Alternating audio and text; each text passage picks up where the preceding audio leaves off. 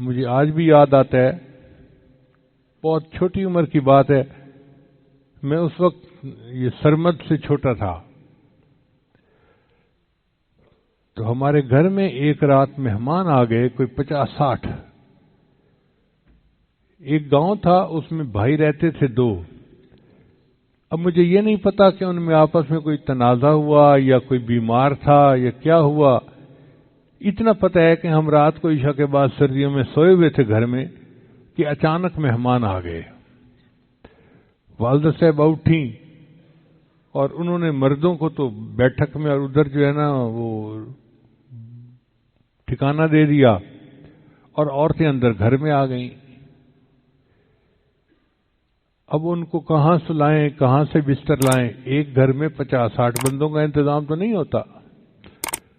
چنانچہ جتنے بستر تھے بہن بھائیوں کے، والدہ صاحبہ نے وہ سب کے سب جو ہیں وہ ان مہمانوں کو دے دیے۔ مردوں کو تو بستر پورے ہو گئے، عورتیں جو تھیں ان کے لیے اتنے زیادہ رضائیاں نہیں تھیں، تو والدہ صاحبہ نے جو ہماری بڑی بڑی پیٹیاں پڑی ہوئی تھی نا، ان میں ہماری بڑی بہن تھی ہمشیرہ صاحبہ، آپا ہم ان کو کہتے تھے، ان کے جہیز کا سامان اماں نے بنا کے رکھا ہوا تھا۔ اس میں رضائیاں تلائیاں تھیں بہت خوبصورت چمکدار، جیسے دلہن کے لیے ہوتی ہیں، وہ سب نکال دیں اور نکال کے ان عورتوں کو دے دیں۔ اب جب کمرے میں میرے کمرے میں آتی تو آپا ان سے بحث کرتی کہ اماں میرے جہیز کی رضائیاں ہیں، ان عورتوں کو دے رہی ہیں، ایک تو ننگے پاؤں آئی تھی، اس کے جوتے ہی نہیں تھا، اور کسی نے ہاتھ منہ نہیں دھویا ہوا، اتنی گندی مندی عورتوں کو آپ نے میرے بستر دے دیے۔ تو اماں کہتی خبردار چپ رہو، ہمارے مہمان ہیں، ہم نے انتظام کرنا ہے۔ چنانچہ ساری رضائیاں تلائیاں ان کو دے کے اماں نے سلا دیا۔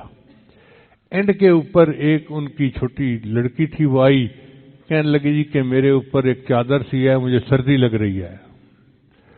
تو جب اس نے یہ کہا مجھے سردی لگ رہی ہے، تو میری والدہ نے میرے اوپر سے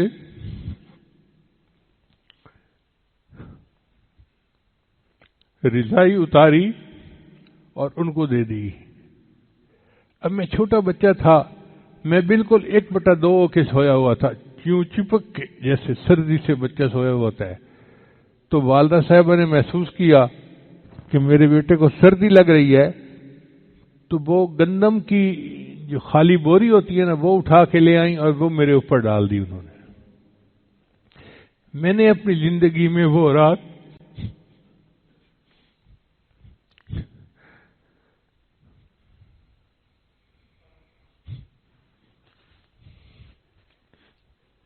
جوٹ بیگ کے اندر سو کے گزاری۔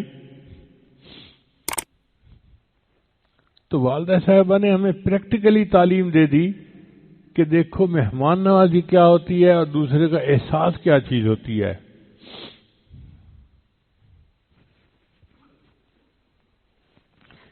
اس لیے وہ ہمارے جو بڑے تھے نا، وہ ہم سے بہتر مسلمان تھے، اچھے مسلمان تھے۔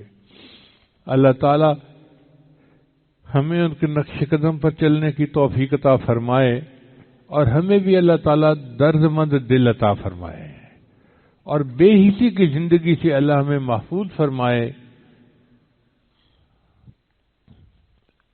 پچھلے جمعہ بھی میں نے اسی عنوان پہ گفتگو کی تھی، مگر دل چاہتا تھا کہ اس مضمون کو اچھی طرح دلوں میں بٹھایا جائے، تاکہ بات سننے والا ہر بندہ یہ عہد کرے کہ آج کے بعد میں نے دوسروں کے لیے نفع مند بننا ہے، ہر کسی کے لیے نفع مند بننا ہے، ہر کسی کے لیے۔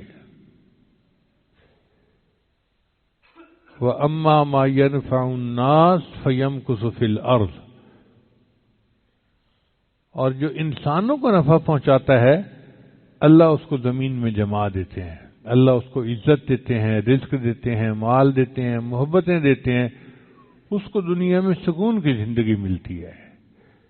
اور اگر ہم دوسروں کے لیے فائدہ مند نہیں تو ہم کسی کام کے نہیں۔ اللہ کی نظر میں یہ ہمارے نفل چند پڑھ لینا یہ کسی کام کے نہیں۔